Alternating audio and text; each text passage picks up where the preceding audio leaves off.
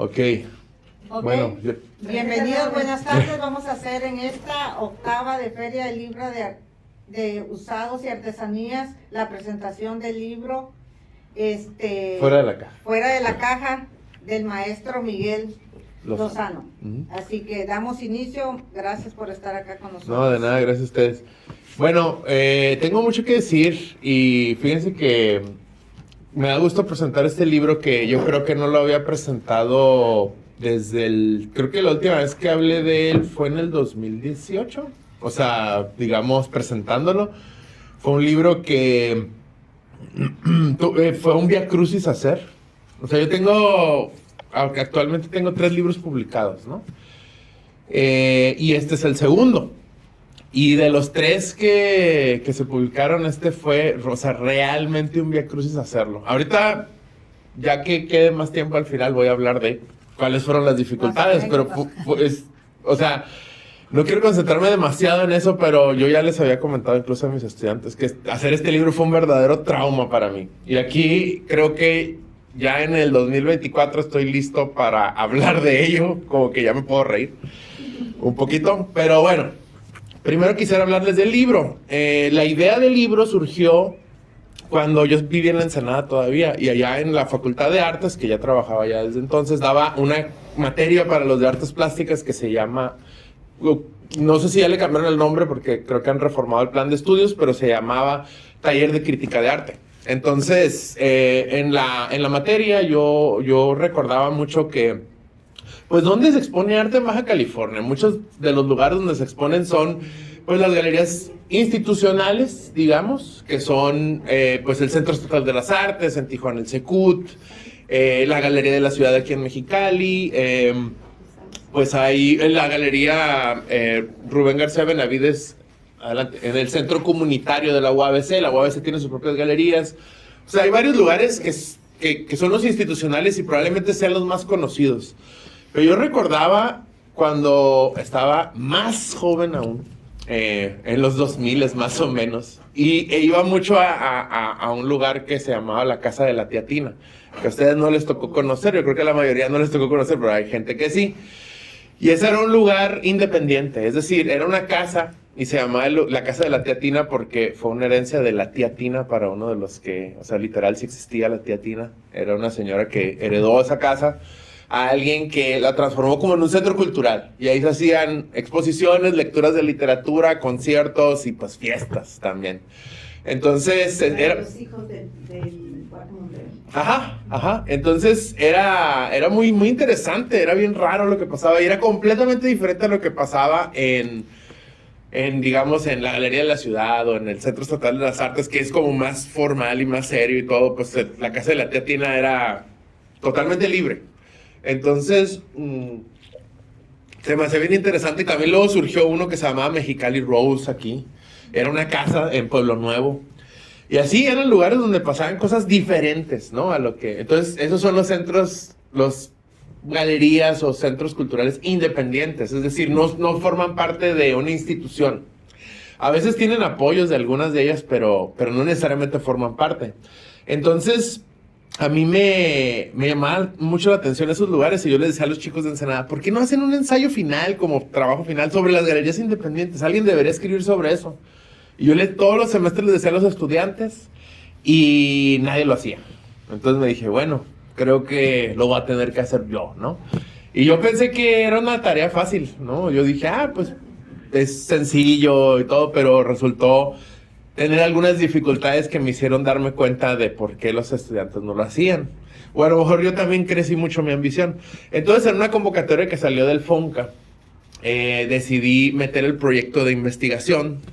Todavía no tenía, creo que, no me acuerdo si en ese momento ya teníamos el título de Fuera de la Caja o no. Pero para meter el proyecto, el proyecto lo hicimos 2 personas, que fui yo y Carla Maldonado, que es una psicóloga que estudió la maestría en estudios socioculturales como yo, y que vive en Ensenada, hasta donde tengo noticias, ya estamos un poco desconectados. Pero básicamente, pues dijimos, vamos a hacer este proyecto, y lo metimos al FONCA y fue aprobado. Eso fue como... Yo realmente era completamente ingenuo de qué era el Fonca y cómo funcionaba y todo, y ya que al ser aceptado dije, órale, qué padre está esto, uno mete una propuesta y es aceptada, ¿no? Y luego ya después, hablando con otras personas, decían, ¿cómo le hicieron? Ahí como, yo le he tratado varios años y me rechazan y no sé qué tanto. Y dije, órale, entonces esto era difícil. Y resulta que lo que sucedió en parte es que cuando estábamos en el proceso de armar el proyecto, teníamos que armar un presupuesto. Yo no sabía todo lo que nos iban a pedir realmente, nos pidieron presupuesto, cronograma, todo lo que lleva un anteproyecto, básicamente. Entonces yo dije, híjole, ¿cuánto cuesta editar un libro? No sabía, no tenía idea. Entonces le pregunté a la única editora que yo conocía, oye, ¿sabes? Tengo un proyecto y tengo que meter un presupuesto. ¿Tú cuánto consideras que sea necesario para editar un libro? Y me dice, mira, y aparte no sé quién me lo puede editar. Y dijo, no, pues yo se los edito y no sé qué tanto. Y yo, ok, muy bien, pues ya, me quito de esa bronca de andar buscando quién lo edite. Y dijo, mira, de impresión tanto, de edición tanto y de tal. Me dijo el presupuesto más o menos y ok, esos fueron los números que anoté y mandamos y fue aprobado el proyecto. Ya cuando el Fonca publica, cuando aprueba los proyectos, publica quiénes fueron beneficiados y cuánto dinero les iban a dar. Y me di cuenta que nosotros pedimos menos de la mitad que todo el resto de las demás personas. Y yo ahí dije, bueno, esto está raro, ¿no? Pero ok. Y yo creo que ese fue uno de los motivos por el cual fue aceptado el proyecto. Entonces, ya que, bueno, no me quiero adelantar, pero entonces nos pasaron varias circunstancias que entorpecieron el desarrollo del proyecto, porque fue en 2017 que nosotros hicimos investigación. La primera que pasó, creo que fue en enero, eso fue el fallecimiento del secretario de Cultura, que causó como que un silencio total por parte del Fonca. Nosotros habíamos pedido como el dinero para ese enero del 2017 y no teníamos ni una respuesta. Vi en las noticias que había fallecido el secretario de Cultura, pensé que a lo mejor tenía algo que ver con eso.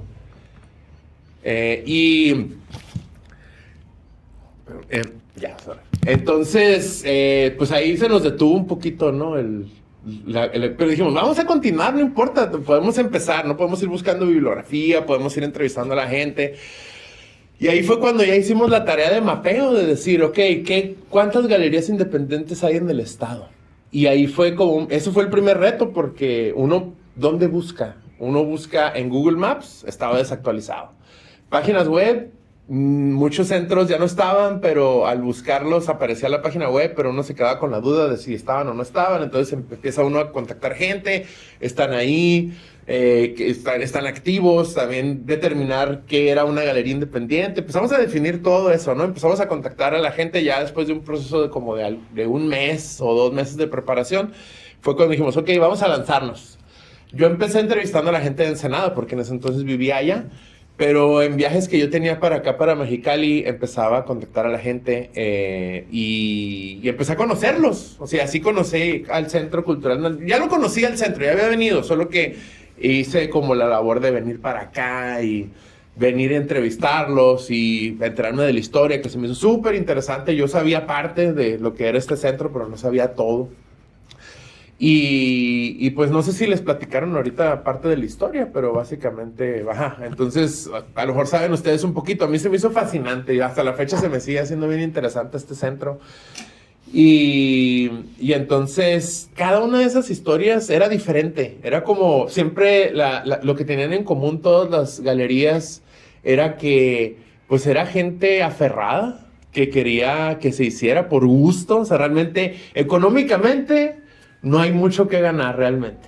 O sea, realmente la gente lo hace por pasión, por su propio empeño, porque les interesa, les parece que es algo necesario para la sociedad. O sea, fueron unas historias bien motivadoras, ¿no? Que incluso todas las dificultades... El único motivo, yo creo, por el cual el libro salió a la luz fue porque a mí cada dificultad que nosotros teníamos, yo decía, ok, los centros que estamos aquí hablando tuvieron dificultades iguales o peores, ¿no? O sea, se han enfrentado a un montón de cosas. Aquí nos platicaron que les han robado la refrigeración, les han intentado quemar, se han metido, han pasado de todo.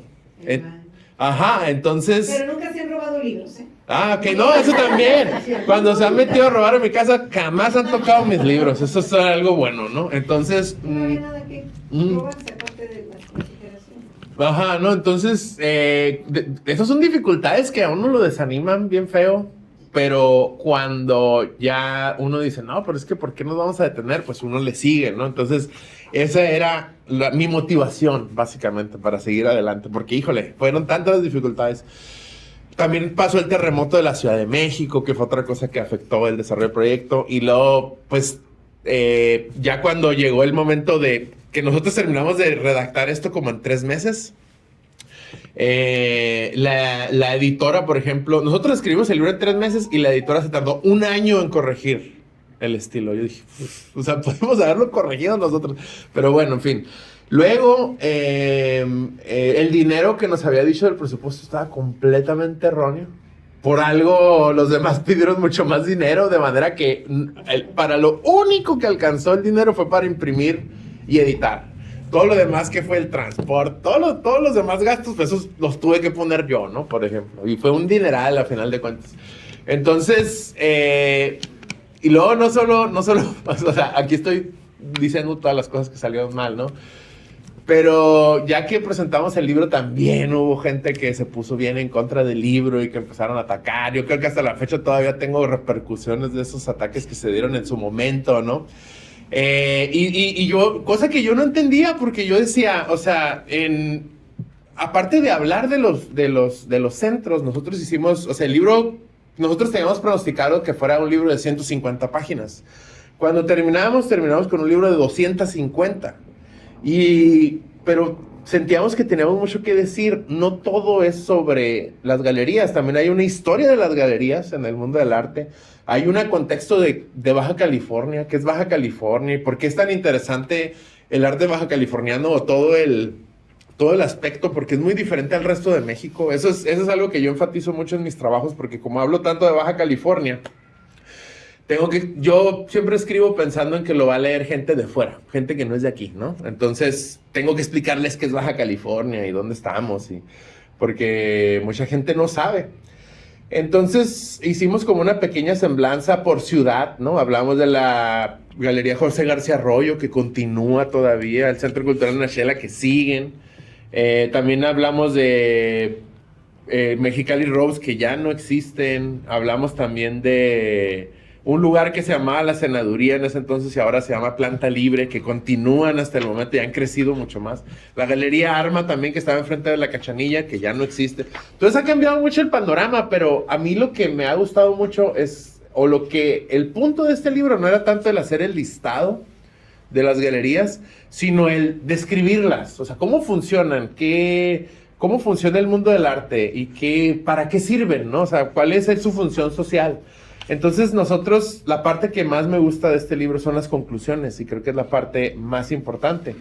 Entonces nosotros describimos algunas cosas y aquí es la parte donde a mí me gustaría leerles un poquito del libro para que vean básicamente qué es. Les voy a leer esto que casi es el final del libro, que es donde nosotros estamos diciendo, ¿no? De por qué la gente lo hace. Esta sección se llama Sin camisa de fuerza, ventajas de ser independientes. Dice: ser independiente en un mundo institucionalizado otorga grandes beneficios. Significa que el arte no es manipulado por autoridades paternalistas, controladoras y muchas veces desinformadas. Ser independiente significa ser libre. Libres para manifestar todo lo que su imaginación les permita, sin ataduras que accionen la imaginación y la creatividad de los galeristas. Esto es un permiso para hacer locuras artísticas, para soltar el genio creativo que poseen. Y, contrario a lo que se pueda imaginar, los galeristas siguen rutas honestas, inventivas y en beneficio de ellos y de la sociedad. Las muestras de arte que presentan son obras de alta calidad, que integran artistas que de otra manera no podrían ser mostrados. Difunden un arte distinto, vanguardista o emergente, que se coloca dentro de un arte novedoso y pocas veces visto por el público que acude a estas exposiciones. Dentro de las ventajas que ofrece un espacio de arte independiente está el horario. El no tener un tiempo rígido, formalmente establecido, permite jugar con los tiempos, abrir tarde, expandir el tiempo, buscar huecos donde exponer. El arte no es estático, por lo que esta libertad temporal hace juego con él. También permite a los galeristas adecuarse a otras ocupaciones o les da espacio para crear más arte, más exposiciones o incluir artistas que de otra manera no podrían participar. Otra ventaja es la ubicación. Se montan relativamente en cualquier lugar, teniendo la libertad de escoger dentro de una gama amplia de ubicaciones para rentar o recuperar. Las galerías independientes juegan con estos elementos. Las paredes, los techos, las escaleras y las ventanas son otros lienzos más para expresarse. La creatividad que solamente da ser dueño de un espacio es lo que permite hacer de estos recintos magníficos lugares que llaman la atención de las personas. Por otro lado, la creatividad es una gran ventaja. Lo que más se ve afectado por un espacio independiente es el aburrimiento.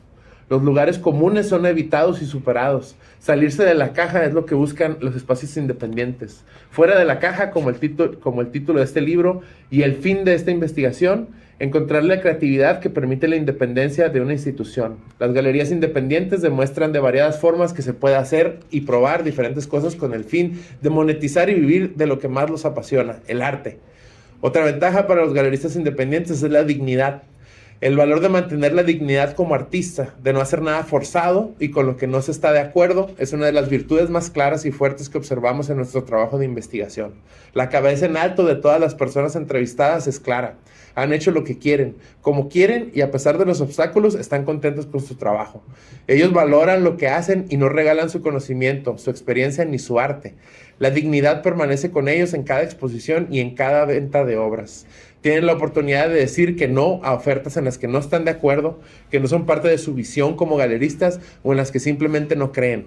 En estos espacios nada es impuesto.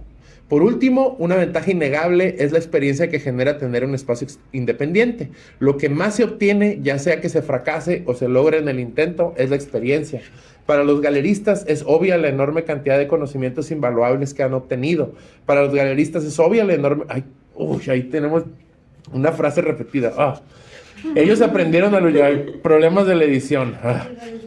Sí, ellos aprendieron a luchar por sus metas, a vender, a difundir, a tratar con clientes, público y artistas, a salir adelante con mínimos recursos, a negociar con otros espacios, con las instituciones, con el mundo artístico en su totalidad. Sortear obstáculos les permite avanzar y aprender pacientemente a lidiar con las dificultades que implica la comunidad artística y el manejo de un negocio arduo. Es decir, poseer una galería independiente tiene muchos retos, pero las ventajas lo compensan. Creo que en esta pequeña sección que es casi el final es como un resumen de muchas de las cosas que estamos hablando, de lo que nos dimos cuenta. O sea, ¿por qué alguien abriría un espacio que nomás le causa problemas, que le absorbe un montón de tiempo y dinero? Pues por esto, porque es lo que quieren hacer. A veces en los espacios institucionales hay muchas limitantes, hay muchos frenos, hay mucha de que no puedes hacer esto y tiene que ser aprobado, hay mucha burocracia. Incluso uno lo ve a veces en nuestra propia universidad, ¿no? De pronto el proceso de pintar a veces un mural ahí en el edificio, es un proceso tan complicado y no puedes poner cualquier cosa, sino tiene que ser aprobado. Entonces, en las galerías independientes o en los espacios, pues todo se vale, realmente. O sea, es lo que uno quiere hacer. Entonces, ahí es donde, por ejemplo, nosotros cuando queríamos presentar el libro y se nos atrasó todo el proceso, ya habíamos apartado fechas en los centros estatales de las artes. Entonces les dijimos, híjole, ¿saben qué? Pues se atrasó todo, entonces, ¿qué otra fecha? No, pues la siguiente fecha hasta un año después, ¿no? Entonces, ya está todo agendado. Y pues tuvimos que recurrir a las galerías independientes y presentamos el libro en galerías así donde con un aviso de un mes. O sea, incluso podía ser, o sea, yo he visto que hacen eventos a veces de una semana para la otra, porque tienen la posibilidad, ¿no? Cosa que no se puede en otras, ¿no? Y básicamente eso es lo que nos quedamos, ¿no? Y otra parte otra cosa que les voy a leer es un punto que a mí fíjense que una cosa que también ha pasado desde que yo hice este libro, es que, pues precisamente por hacer el libro y andar de lado en lado, pues hice vínculos con muchas personas del mundo del arte y las galerías. Y yo empecé como alguien externo, que era como alguien que llegó así, nadie me conocía y los entrevistaba y todo. Todos se mostraron de la mejor disposición. Pero pasó el tiempo, se acabó el libro y yo empecé a seguir promocionando estos lugares a través de una cuenta de Instagram. Pero conforme pasó el tiempo, ya yo dejé de ser esa persona que estaba afuera y poco a poco, sin darme cuenta, fui esa persona que ya estaba dentro de la dinámica de las galerías. Entonces resulta que ya me vi involucrado en el drama que hay dentro, que es básicamente, no todo el mundo se lleva bien, no todo el mundo está de acuerdo con el trabajo de los otros. A veces hay facciones, hay gente que no se traga, hay cierto público que no va a esta galería y el público de esta galería no va a esta otra galería. Nosotros vimos todo eso desde el principio. Pero sí hubo un momento donde empecé a tener conflicto con las personas porque decían, ¿por qué vas a esta galería? ¿O por qué hablas con esta persona? ¿O por qué promocionaste esto? Ya se me empezaba a cuestionar, ¿no? Yo tenía la política de promocionar a todo mundo, ¿no? O sea, simplemente hablar de todos. Y llegó un punto donde ya se me empezó a reclamar eso y fue así como cierta facción así me sacó. Y dije, ok, creo que la fase, o sea, el trabajo de campo de este, o sea, este tema creo que ya llegué, ¿no? Ya, ese es el final de mi investigación de las galerías, ¿no? Y me pasé a otros temas. Pero eso también se me hace curioso, que es bien interesante. Yo ya lo había visto esto en la maestría, que cuando uno hace este tipo de estudios, a veces terminas involucrado en la dinámica, ¿no? O sea, te introduces y ya eres parte, y hay un punto donde uno tiene que saber estar dentro y estar fuera, ¿no? Entonces, y también nos dimos cuenta del drama. Al principio lo veíamos de fuera y luego ya lo viví desde dentro. Y en el mundo del arte la gente es muy emocional, ya les he dicho, y ya todos sabemos eso. Entonces les voy a leer esta sección.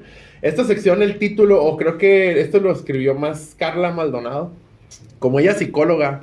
Yo no soy psicólogo, pero me acuerdo que esta referencia estaba haciendo un término psicológico, que es la triada positiva, se llama. Pues nosotros le pusimos aquí, la triada negativa: ego, críticas y desvinculación.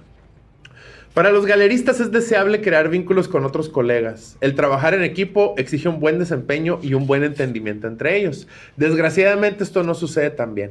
Las galerías investigadas en este libro fallan en 3 aspectos principalmente: egocentrismo, críticas entre ellos, desvinculación entre artistas y galeristas. A lo largo del trabajo de campo realizado en este proceso conocimos el terreno artístico local, conocimos a los galeristas, todos amigables e interesantes, todos proactivos y ofreciéndonos el conocimiento que tienen para llevar a cabo esta investigación. Pero también observamos los aspectos negativos. Hubo intentos de unión encabezados por la Galería Arma en Mexicali, pero no fue suficiente.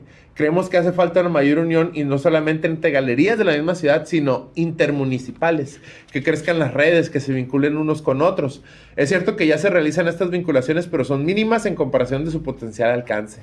Notamos que todos tienen la inquietud o el deseo de hacerlo, solamente falta realizarlo. En el campo artístico hay muchas verdades, entre comillas, tantas como interacciones posibles.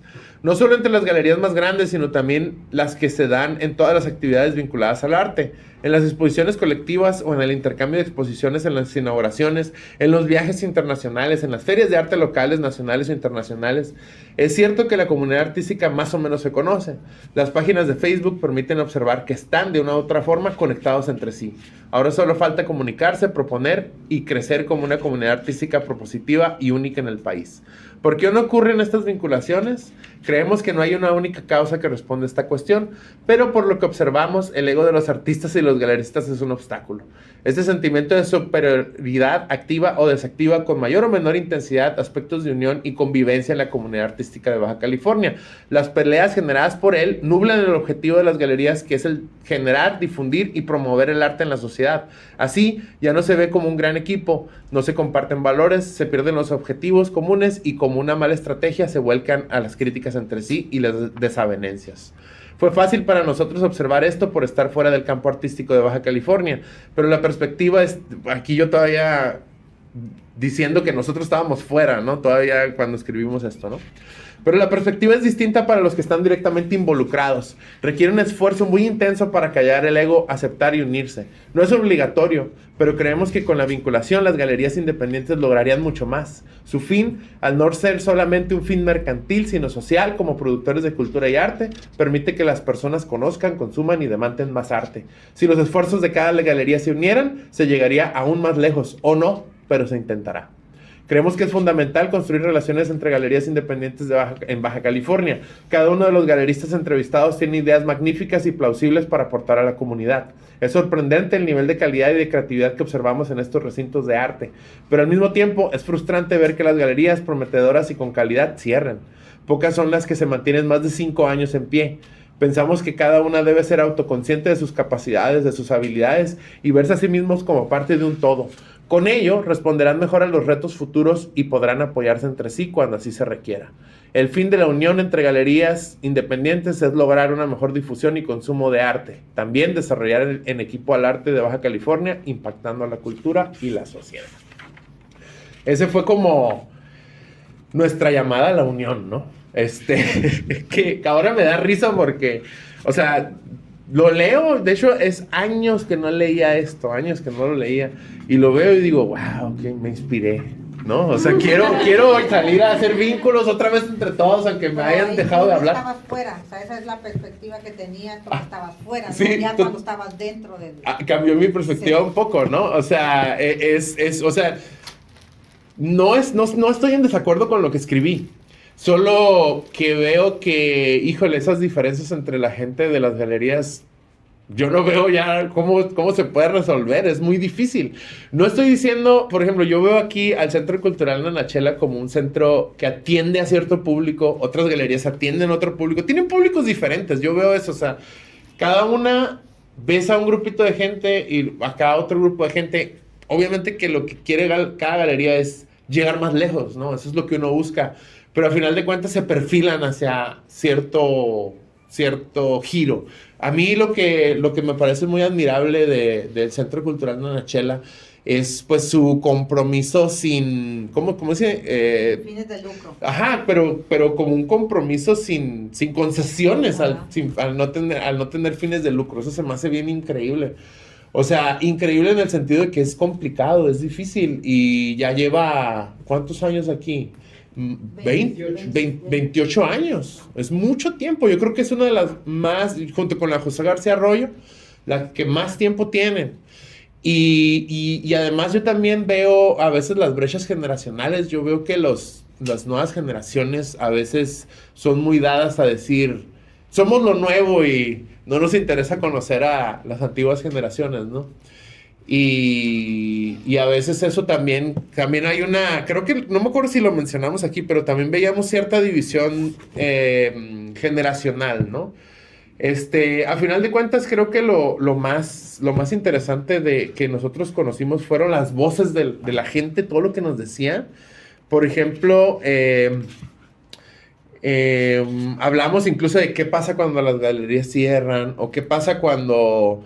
¿Qué buscan en yo creo que la de construir experiencias, la sección de construir experiencias es la que más nos gusta, porque venir a un lugar como no sé ustedes, chicas, que es la primera vez que vienen, si se espera uno de pronto lo que hay, porque para mí es fascinante llegar y ver un montón de libros y ver todo, o sea, a mí me gusta mucho aquí y se me hace muy padre todo lo que hacen y siempre me ha gustado. Y a los diferentes lugares a donde llegué a ir, sobre todo las primeras veces cuando apenas las estaba conociendo, fue como, yo creo que se refleja en el texto, lo sorprendido que estábamos de, wow, esto existe y yo no tenía idea, ir a los lugares de repente, unos muy escondidos, otros más a la vista, otros en centros comerciales, unos en casas, otros o sea, lugares más variados, ¿no? Incluso en Virreyes, que es como, ahorita es un lugar más bien de venta de muebles, hay un señor ahí que pinta, ¿no? Lo han visto, algunos creo que lo han visto, ¿no? Entonces lo entrevistamos a él también. Entonces, es muchísimo lo que nos... Aquí está lo de construir experiencias, ¿no? Eso es lo último que voy a leer y luego ya abrimos preguntas un poquito, nomás quiero leer partes de las citas que nos dijeron cuando estábamos aquí. Los entrevistados, que se me hace lo más valioso del libro, ¿no? Esta sección se llama Construir Experiencias. Las galerías buscan crear una experiencia perdurable en el visitante. Aunque el objetivo explícito de cada galería es exhibir y vender arte, implícitamente se busca la construcción de interacciones y experiencias para los visitantes. A pesar de ser una de las funciones y tareas primordiales de todos los espacios, esto es obviado por la mayor parte de los galeristas cuando se lee entre líneas en sus discursos. Por ejemplo, cuando preguntamos a Enrique Botello de Galería 184 en Ensenada sobre las motivaciones de los visitantes a su galería, respondió, o sea, ¿por qué visitar, no? Dice, pues no sé, primero socializar, de pronto aumentar su nivel de cultura. Hace poco estaba leyendo a Nuccio Ordine que decía sobre las ideas. Tú vienes aquí con una idea y de pronto se nutre tu pensamiento a partir de las ideas que ves ahí. Te gusten o no, esa experiencia de estar en contacto con gente que hable de eso y con las piezas mismas, pues te dará un crecimiento espiritual. Habrá muchos motivos de socializar, irme a tomar una cheve gratis, un vino, pero al final se van con otra cosa más que eso. Y creo que me llama la atención porque yo creo que el gancho de esta galería es que Enrique Botello tenía muchos contactos conocía mucha gente en Ensenada, entonces de pronto le donaban un barril de cerveza para la exposición, o vino, o comida, entonces siempre había algo que comer o tomar ahí, entonces mucha gente iba. Pero al estar ahí, a veces veía uno la obra en 15, 20 minutos y te quedabas platicando 3 horas con la gente y a veces conocías gente nueva, ideas, bien interesante. No obstante estas ideas, esto ya somos nosotros, pocas galerías expresan directamente este propósito, quizá porque están tan interiorizadas que parecen obvias o quizá la improvisación que impera evita que se reflexione mucho al respecto. El Escritorio de Procesos en Mexicali es una de las galerías que sí expresó el interés por generar experiencias en sus visitantes. Edna Ábalos, uno de los directores, afirma: hacemos exposiciones de arte, trabajamos con artistas, hacen talleres, presentaciones de música, charlas también con algunos otros artistas que vienen de fuera y aprovechamos para traerlos, simplemente para producir experiencias en las personas. Trabajamos mucho con eso. Y ya entramos nosotros. Pero ¿cómo se crean estas experiencias? Observamos varios componentes que se conjugan para crearlas y los describiremos a continuación. Bueno, entonces decimos que la arquitectura, las relaciones humanas, y no me acuerdo si otra cosa. O sea, a veces no solo es el arte por el cual vas. Eso es otra cosa que queríamos enfatizar. El arte lo puedes ver en internet o lo puedes ver en muchas partes, pero ir a la galería te conecta con otra gente, te conecta con experiencias, te conecta con personas y sales, como dice Enrique Botello, enriquecido de la experiencia. Eso es lo que es lo padre, que no se puede obtener de simplemente verlo en las redes sociales. Entonces, ese es el objetivo, al final de cuentas, del libro. Tratar de describir cómo funcionan o qué es lo que los lleva a la gente a hacerlo, cómo interactúan. Eso es, creo que nuestro aporte en este libro, y fue algo que no se había dicho hasta el momento. Ni siquiera, o sea, no se había dicho de Baja California, pero no hay muchos libros sobre esto en el país. Y sobre el mundo también es escasa la bibliografía. Lo digo porque buscamos un montón sobre galerías y todo. Entonces, es un fenómeno muy... Sí se ha dado en el resto de México, pero nadie se ha dedicado como a documentarlo. Entonces, pues básicamente ese era el aporte del libro. Y bueno, creo que podemos empezar con alguna sesión de... No sé si tengan alguna duda o algo, una inquietud, para que pueda responderla o agarro monte con esa pregunta. Ay, gracias por el agua. Yo te quería preguntar, ¿cómo surgió ponerle fuera de la caja? Ok. O sea, cuando estabas hablando del libro y dijiste, siempre lo vistes como fuera de la... Cuando ya estabas escribiendo, siempre estabas afuera de las galerías, cómo se formaban y todo, pero ¿así fue como por eso le pusiste ese nombre o cómo fue que... Ajá, buena pregunta. Con tu amiga, pues, que la sí, realmente Carla Maldonado fue la que le puso el título. No me puedo tomar el crédito. Y ella es muy buena poniendo títulos y yo soy bastante malo para ponerle títulos de mis libros. Nunca sé qué ponerles, ¿no? Y ella le puso, como yo dije, tengo 3 libros publicados y los primeros 2 le puso el título ella.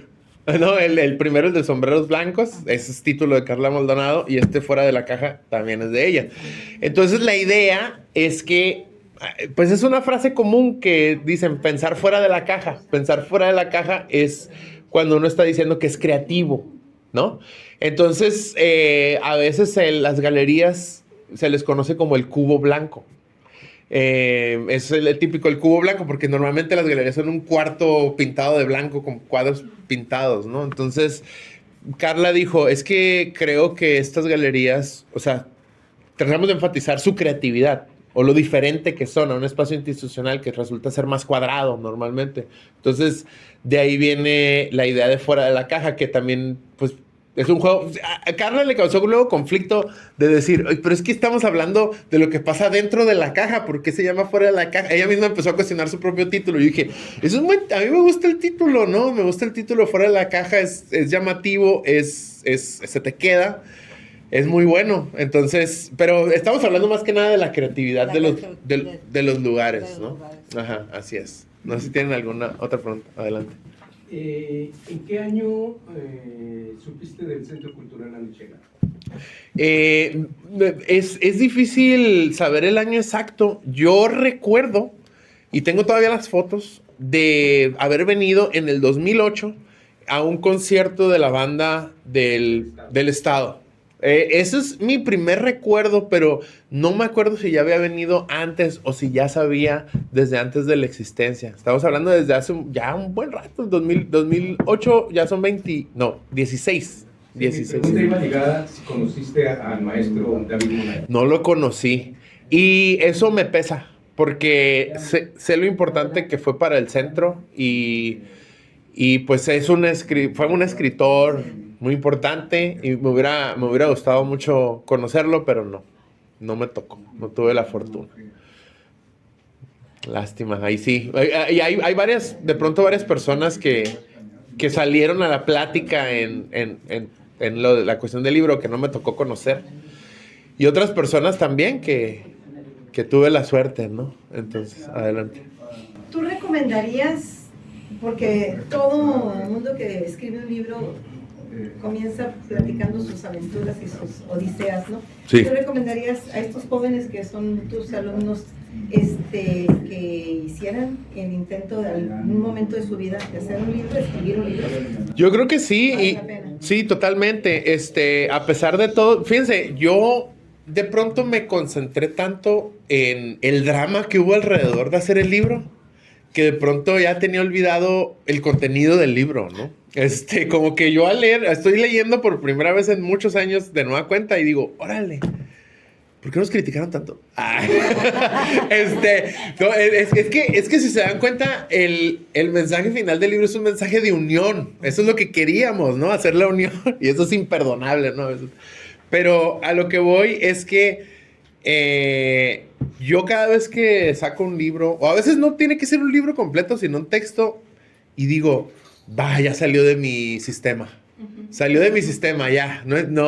Mi pecho no es bodega. Tenía que decir esto y ya lo escribí, como que me libero de una carga de traer algo adentro y dejarlo plasmado y decir, ok, aquí está, puedo pasar a otra cosa.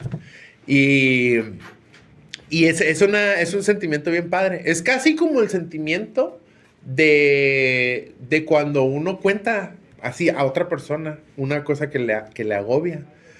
Es un sentimiento muy similar. Y a veces eso me ha permitido como salir adelante en el sentido de decir, yo insiste a mis estudiantes, escriban de las galerías, nadie lo hacía. Ok, lo voy a tener que hacer, se hizo. Fue un reto. Pues, fue un reto, quedó. Y a pesar de que no mucha gente lo lea o no llega tanta gente, no importa. Para mí es como, ya está dicho, ya se hizo. Tu aportación. Mi aporte. Y anda uno repartiendo. De hecho, aquí traigo algunos libros para donarlos aquí al centro, que son... Pues si algún compañero o alumno pregunta, algo que quieran preguntar. Por ejemplo, traigo otras 2 copias del libro para dejarlas. Traigo otro libro que... no es 100% mío, pero tiene un capítulo, el último capítulo es mío. También estoy orgulloso de lo que escribí en esto.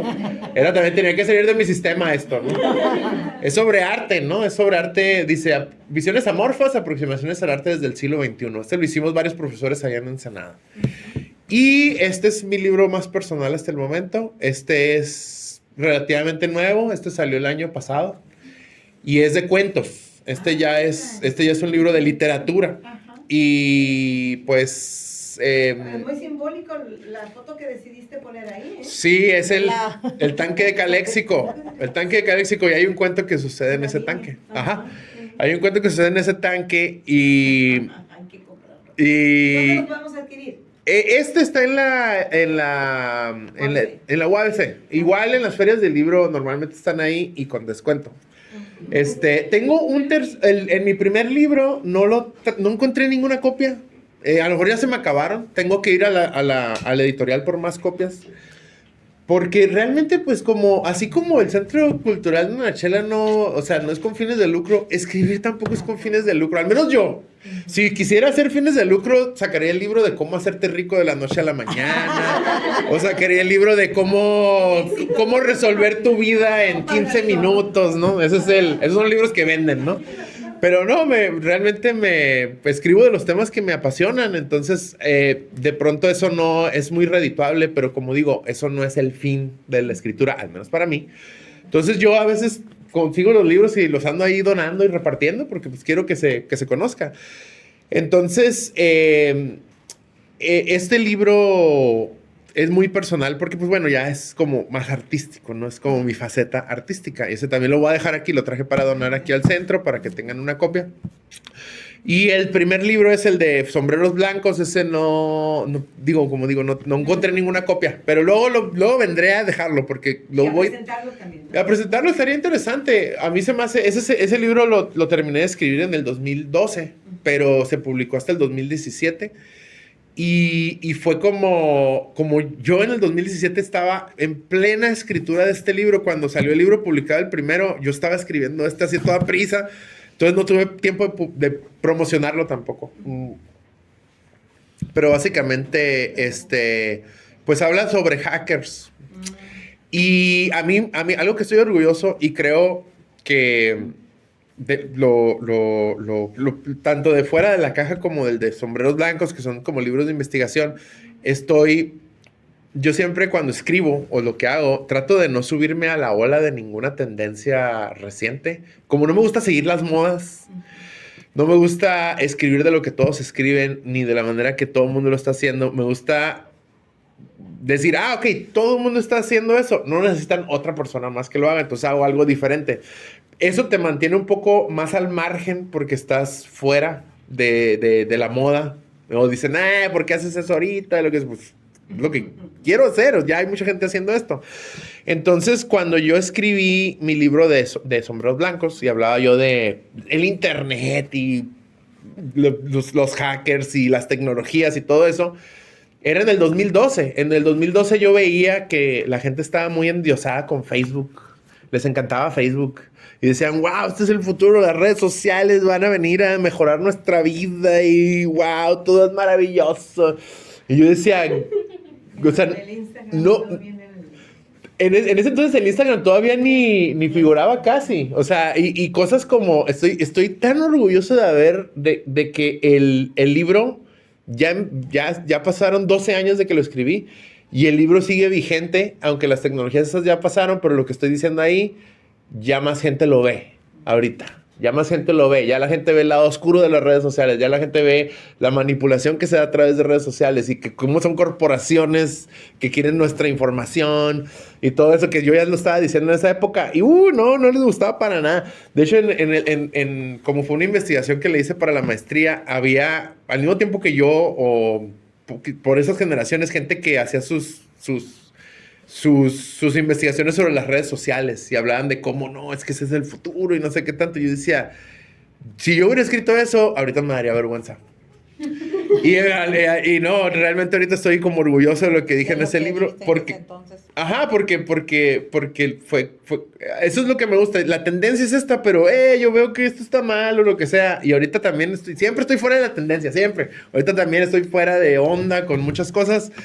Pero mi esperanza es que en algunos años pase la moda y la gente pueda ver con la cabeza más fría lo que está pasando y digan, creo que nos excedimos con esto o creo que las cosas no eran tan así. Pero pues es el precio a veces, ¿no? De tener una visión un poquito más crítica de que a uno lo dejan afuera, ¿no? ¿Por qué estás criticando esto? Porque veo que hay cosas que están mal. Pero igual el de fuera de la caja, leo las conclusiones y digo, ok, esto lo escribimos en el 2017, sigue vigente, sigue. O sea, cada vez que pasan, siguen saliendo nuevas galerías, las viejas galerías cierran y todo, pero lo que dijimos en la conclusión sigue cumpliéndose. Eso es lo que a mí me mantiene satisfecho, ¿no? Bueno, en fin, se me fueron las cabras al monte. No sé si alguien tiene otra pregunta. Quería preguntarle que de todas las galerías que llegó a visitar o conocer, ¿cuál fue la que más le impactó? ¿Cuál fue la que más le generó? Oh, es buena pregunta. Un momentito, déjame ver la lista de ese entonces, ¿no? Porque ya cambió. Nanachel es una de las que más me impacta por varios motivos. Fíjate que es bien difícil responder eso. Cada una tiene lo suyo. O sea, por ejemplo, no hay otra como Nanachela. No hay. No, salud. Pero lo mismo puedo decir de todas. No hay otra igual. Miren, hay Cada uno diferente en su categoría que está... Totalmente. Hay una que también me causó mucho impacto, que se llama La Casa del Túnel en Tijuana.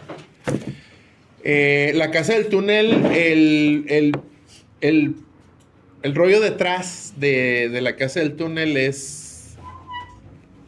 Bueno, ahorita que lo estoy pensando también tiene una historia bien rara. Voy a ser bien breve. Pero básicamente esa era una casa, ¿no? Literal. Pero fue hecha por un arquitecto que... No me acuerdo del nombre, pero era un arquitecto que hacía las cosas muy inusuales. Y la casa está literal en la... O sea, la barda de la casa es la barda fronteriza, ¿no? O sea, está pegada a la frontera en Tijuana. Y la casa es, bueno, como les digo, es bien extraña. Es como un triángulo y tiene como 3 pisos. Bueno, tiene 2 pisos y la terraza tiene como un balconcito. Y el balconcito está salido hacia la barda. De manera que está bien pegado a la barda fronteriza. Dicen ellos y presumen que son el edificio más pegado a la frontera de México, ¿no? Es una casa particular. Era una casa particular, era. En un momento sí vivía una familia ahí, ¿no? Y como que en el primer piso lo hicieron un restaurante, en un punto. Y se llama La Casa del Túnel. Porque Me imaginé que había hubo un momento donde hicieron un narcotúnel. Hicieron un narcotúnel que salía a un estacionamiento de un centro comercial del otro lado. Que se descubrió cuando un día había una maquinaria así como que en el estacionamiento metieron algo como una grúa o algo así y se hundió. Y ahí fue cuando descubrieron que había un túnel directamente al restaurante donde la gente iba a comer y ya no salía, por algún motivo. Entonces, pues, obviamente se confiscó la casa, ¿no? Comidas más caras, mira. Supongo. No sé qué habrá pasado con la familia que vivía ahí, no tengo la menor idea, pero quedó abandonado un rato. Y con el tiempo, una organización de San Diego que se llama... Híjole, se me fue el nombre ahorita de la organización, pero es una asociación civil también sin fines de lucro que se encarga mucho de difundir la cultura, pero es como no sé cómo decirlo, pero pues es la cultura no blanca, ¿no? Básicamente, ¿no? La cultura no blanca. Pues ya tenían un centro allá que es World Beat Center, se llama World Beat Center. Entonces, como la cultura mundial, ¿no? O sea, una cuestión así. Entonces, decidieron ampliarse, rentar. No era nomás una galería, sí era galería, pero tenía, pues, como centro cultural, o sea, había talleres. A mí me tocó ir ahí cuando hubo toda esta situación de los haitianos y que llegaron un montón de haitianos. Ahí hicieron una noche haitiana. Y muchos haitianos que iban llegando de allá contaron su historia de cómo llegaron y hicieron comida haitiana que, o sea, nos cobraron para entrar, iba a haber comida y espectáculo y música y yo vi que estaban haciendo la comida y dije, no va a alcanzar. Así que rápido me formo para que me sirvan y buenísima la comida, ¿no? Entonces, ese centro, por ejemplo, se me quedó, pero de todos les puedo decir algo así que es súper interesante. Es bien difícil también en Tijuana, 206 Arte Contemporáneo. que ese estaba en un centro comercial. Ya se movieron a una casa, pero era así como bien raro de que veías así, como entras a un centrito que se transformó como que aquí hay ropa, aquí hay accesorios de moda, aquí hay una cosa que vende sodas y hot dogs y aquí hay una galería de arte contemporáneo, ¿no? O sea, se veía bien impresionante y bien raro. O sea, todo era un panorama así bien raro, bien extraño. Pero todas fueron muy, muy interesantes, ¿eh? Es muy difícil. Para mí lo que me llama la atención de Nachela es que yo creo que es la más grande. O sea, el centro que tiene más lugar. Luego que también era una casa. Luego que va muy enfocado a la lectura. Y luego esa cuestión que no tiene fines de lucro. O sea, si me piden historias y toda la historia de Nachela y todo, todas esas historias, o sea, como la casa del túnel, es como bien raro. O sea, está como bien inusual. Es que si no, no terminamos, No, ¿verdad? tenemos Sí. muchas. ¿Tienen alguna otra pregunta? Creo que no. Ok. Pues muchas gracias. No, Muchas gracias gracias. a ti. Todavía tenemos tiempo, espérame.